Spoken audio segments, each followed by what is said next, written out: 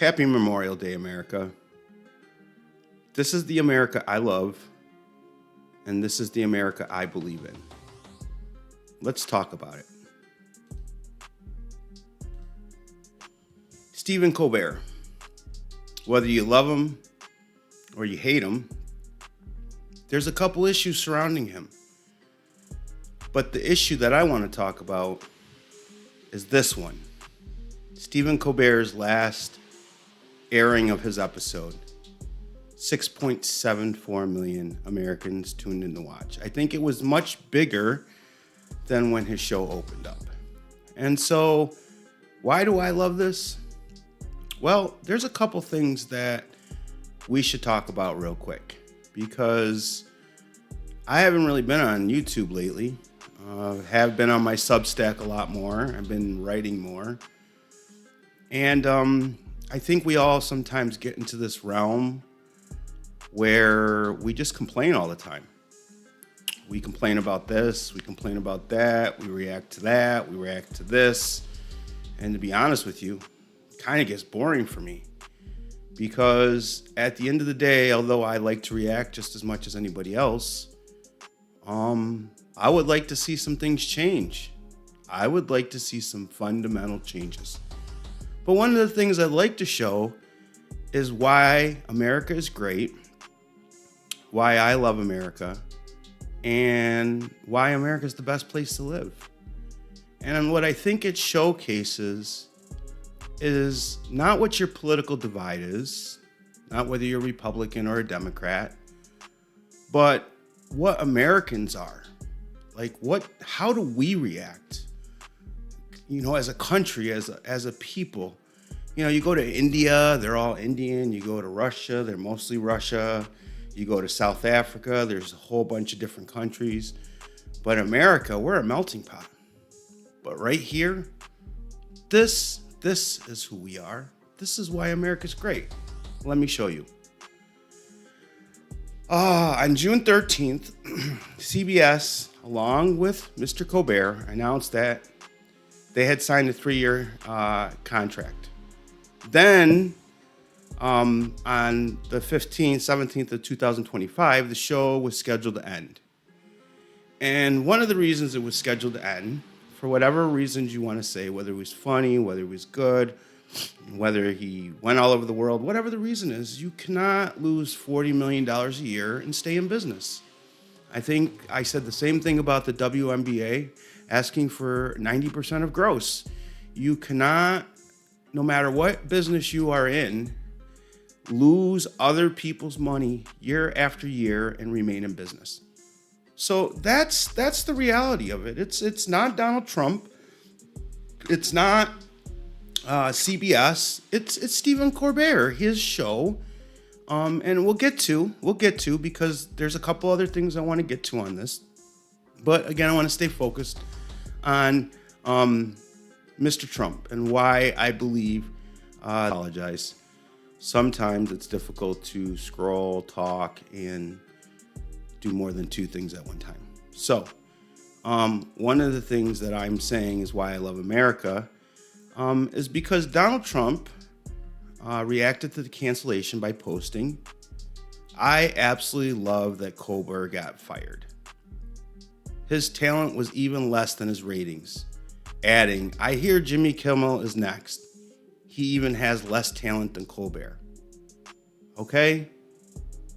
And I think fundamentally that's why Stephen Colbert got his highest watched reviews ever, one of ever's, okay, is because America just doesn't like it. Like, you can dislike somebody. You can be upset with them. You can even be a little bit envious of them.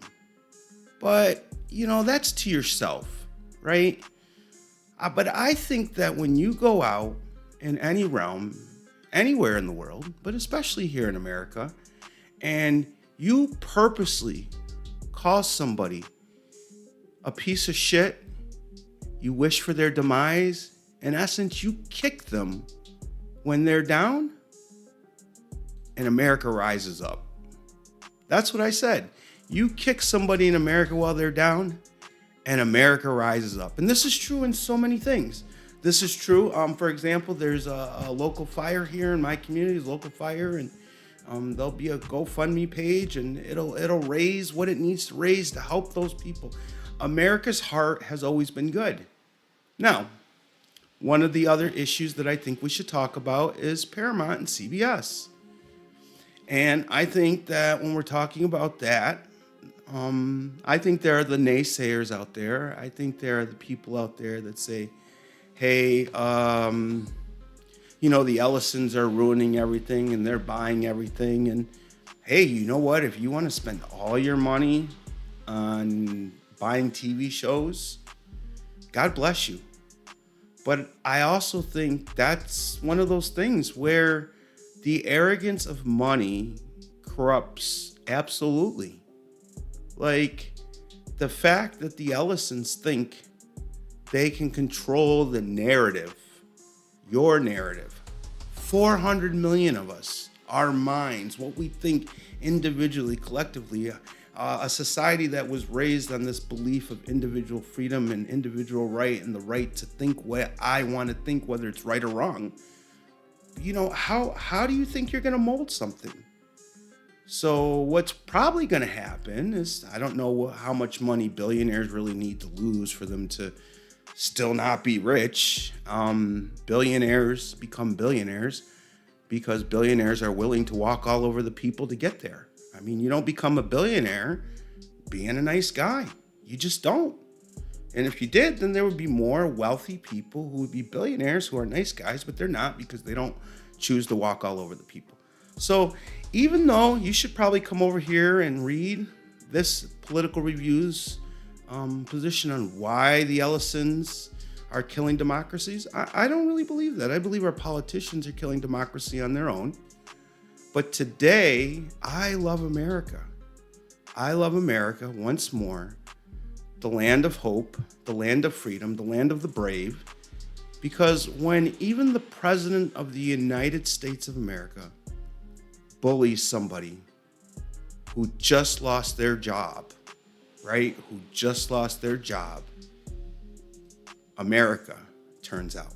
Now, you might think 7 million people isn't a lot, and that might be your right to think that, but I don't have 7 million people following me. I know a lot of YouTubers don't have 7 million people following them, and I don't think it's really YouTube or online that really matters.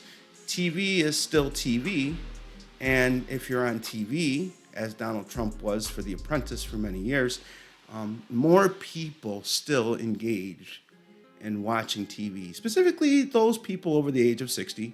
Most likely, they have other names to them, but they're over 60.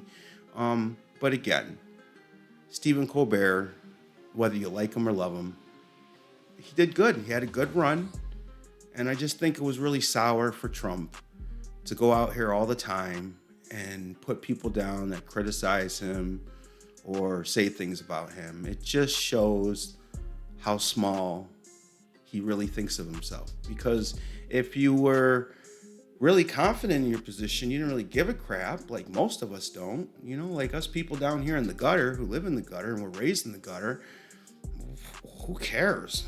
One more person talking shit about me. Who gives a crap, right? So I just wish Stephen Colbert well. I think he's going to go online like a lot of other people.